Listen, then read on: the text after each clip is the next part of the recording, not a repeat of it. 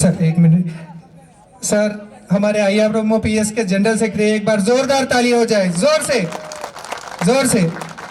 Thank you so much sir, please. All India national committee की तरफ से आप सभी को हम आभार व्यक्त करते हैं।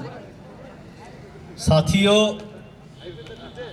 आज सुबह से आप लोग जिस तरह से इस मूवमेंट में हिस्से लिए और पिछले दिनों ऑल इंडिया रेलवे में जहां जहां मूवमेंट चला, एनपीएस के खिलाफ ओपीएस के पक्ष में, वहां सिकंदराबाद डिवीजन का जो हिस्सादारी रहा वो काबिले तारीफ है। और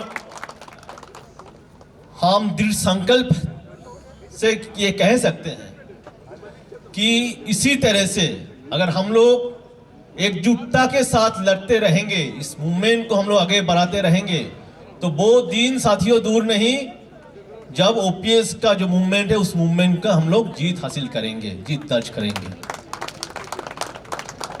साथियों, आप सभी ने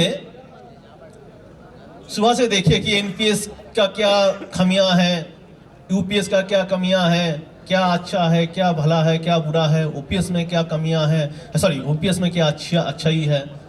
तो ये सब आप लोग देखें, एनालिसिस के तहत देखें। तो हम जिस पर अपना बात रखना चाहते हैं रखेंगे कि आजादी के बाद ऐसा दिन क्यों आया जब एक आम वर्कर को उसका अधिकार से वंचित करने के लिए तत्पर है सभी सरकारें। 2004 के बाद सेंट्रल गवर्नमेंट में जो सरकार था वो चेंज हुआ, फिर इलेक्शन आया, फिर चेंज हुआ, लेकिन जो भी सरकारें आए वो लेकिन हमारे ओपीएस नहीं दिया। ऐसा क्यों, क्या कारण है, वजह क्यों है, क्या है? मेरा हिंदी उतना बढ़िया नहीं है, I am a Bengali person, but I will try from my best to speak with you। तो ऐसा क्या रीजन रहा? तो साथियों,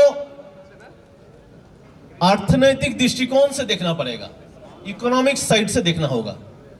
भारत जब आजाद हुआ तब भारत ने जो अर्थव्यवस्था लिया वो मिक्स अर्थव्यवस्था था, यानी कि प्राइवेट सेक्टर भी रहेगा, गवर्नमेंट सेक्टर भी रहेगा।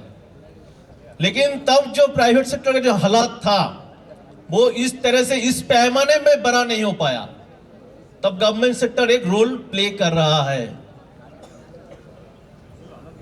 लेकिन धीरे धीरे हम लोग देखें, बहुत सारा जो पॉलिसीज के तहत बहुत सारा जो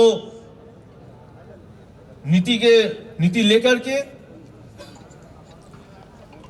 पहले हम लोगों का जो संचार विभाग था बीएसएनएल, उसको बर्बाद करके छोड़ दिया। उसके बाद एजुकेशन सिस्टम और स्वास्थ्य सिस्टम, उसमें पीपीपी मॉडल घुसा दिया। अब हम लोगों का रेलवे जो सेवा क्षेत्र है, क्यों आज मानिए जो रेलवे में जो सेवा क्षेत्र है इसको भी प्राइवेटाइजेशन में तहत लेकर आ रहा है। और हम लोगों का मानना है कि रेलवे में सबसे पहले हम लोगों का जो भविष्य है, भविष्य निधि है, पेंशन है, इसको प्राइवेट के हाथ में सब सौंप दिया गया। तो साथियों, यानी कि गवर्नमेंट सेक्टर को प्राइवेट सेक्टर के हवाले करने के लिए जो पॉलिसीज है, पॉलिसीज टेकअप किया जा रहा है। आज जो रेल बजट को जनरल बजट से मार्च करने का कारण क्या है, क्या ऐसा पता पड़ा? उसका भी कारण रीजन यही है कि रेल बजट को अगर जनरल बजट मार्च कर देंगे तो रेल का जो अलग से जो अस्तित्व रहता है, जो दादा बोल रहा था पिछले जब बोल रहे थे कि हमारा जो मूवमेंट में वो गति देता। हाँ, अपना रेल मिनिस्टर से